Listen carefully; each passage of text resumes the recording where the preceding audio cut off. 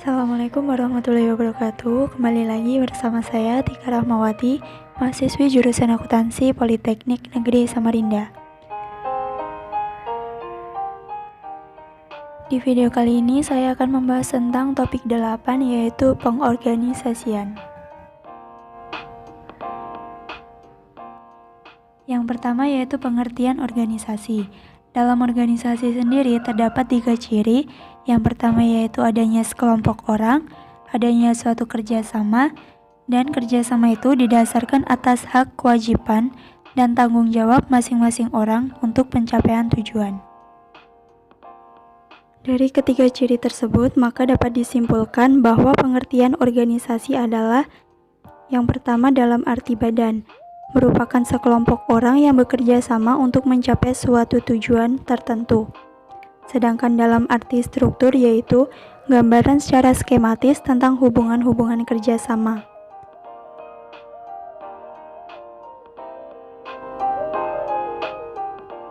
Selanjutnya yaitu jenis-jenis organisasi. Yang pertama dilihat dari hakikatnya, organisasi ini dapat dibagi dalam 2 bentuk, yaitu organisasi statis dan organisasi yang dinamis. Yang pertama, organisasi statis merupakan organisasi di mana administrasi atau manajemen yang dijalankan atau dilaksanakan. Sedangkan organisasi dinamis yaitu perubahan atau gerak yang terjadi dalam organisasi tersebut secara terus-menerus secara proses atau manajemen, di mana fungsi-fungsi manajemen diterapkan atau dilaksanakan.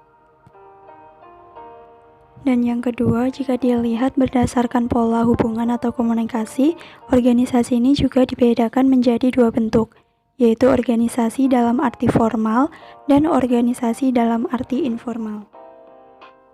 Organisasi formal ini yaitu organisasi di mana di dalamnya terdapat sistem tugas, hubungan, wewenang, tanggung jawab, dan pertanggungjawaban yang dirancang oleh manajemen agar pekerjaan dapat dilakukan untuk mencapai suatu tujuan tertentu. Contohnya adalah organisasi himpunan mahasiswa.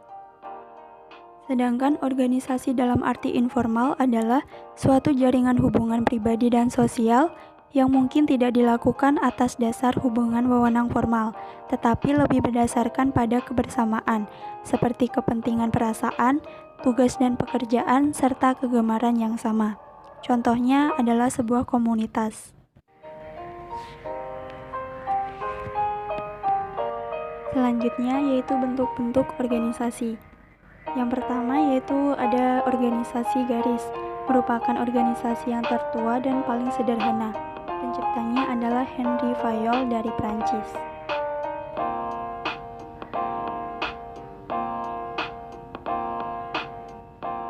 Bentuk yang kedua yaitu organisasi fungsional, diciptakan oleh F.W. Taylor, di mana segelintir pimpinan tidak mempunyai bawahan yang jelas, sebab setiap atasan berwenang memberi komando kepada setiap bawahan sepanjang ada hubungannya dengan fungsi atasan tersebut.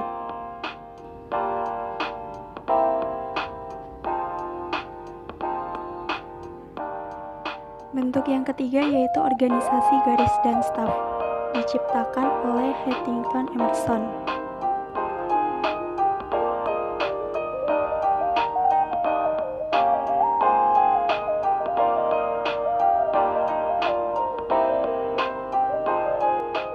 Dan yang terakhir yaitu organisasi staf dan fungsional, merupakan kombinasi dari bentuk organisasi fungsional dan bentuk organisasi garis dan staf.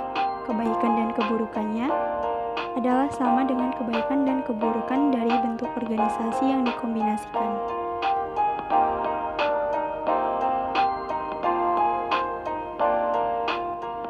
Selanjutnya yaitu prinsip-prinsip organisasi.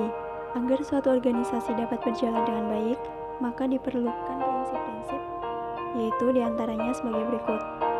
Yang pertama, perumusan tujuan yang jelas. Tujuan akan berperan sebagai pedoman ke arah mana organisasi itu akan dibawa, landasan sebagai organisasi yang bersangkutan, menentukan macam aktivitas yang akan dilakukan, dan menentukan program, prosedur, serta KISMI, yaitu koordinasi, integrasi, simplikasi, sinkronisasi, dan mekanisasi. Prinsip yang kedua yaitu pembagian kerja. Dalam mengadakan pembagian kerja, ada beberapa dasar yang dapat dipakai sebagai pedoman. Di antaranya yang pertama, pembagian kerja atas dasar wilayah. Kemudian, pembagian kerja atas dasar jenis benda yang diproduksi, misalnya industri mobil, terdapat urusan mobil sedan, truk, dan sebagainya. Kemudian pembagian yang ketiga atas dasar langganan, yang keempat atas dasar fungsi, dan pembagian yang terakhir yaitu atas dasar waktu, sehingga terdapat bagian waktu pagi, siang, dan malam. Prinsip yang ketiga yaitu delegasi kekuasaan, merupakan pelimpahan wewenang.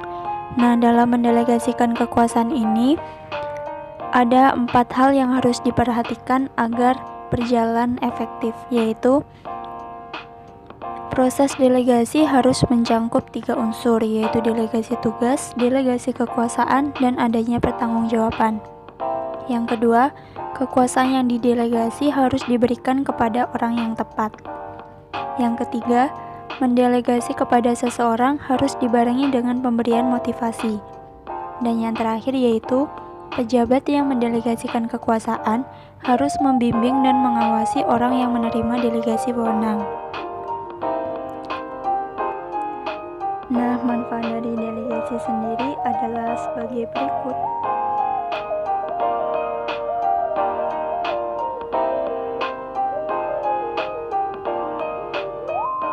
Prinsip yang keempat yaitu rentang kekuasaan.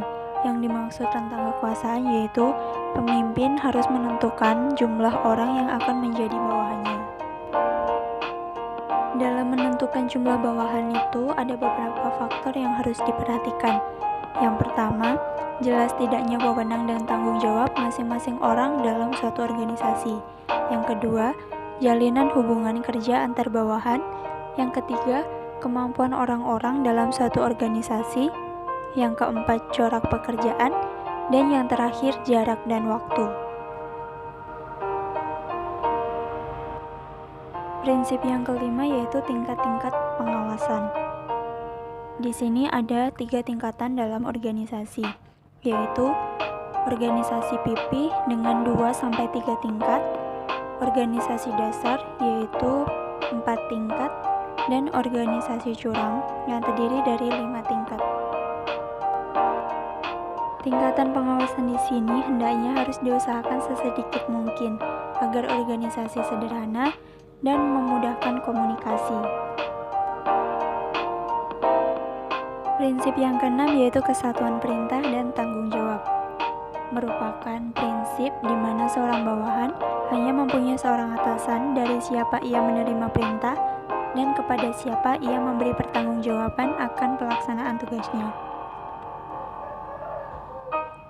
Dan prinsip yang terakhir yaitu koordinasi, merupakan usaha mengarahkan kegiatan seluruh unit-unit organisasi untuk memberikan sumbangan semaksimal mungkin bagi pencapaian tujuan organisasi secara keseluruhan.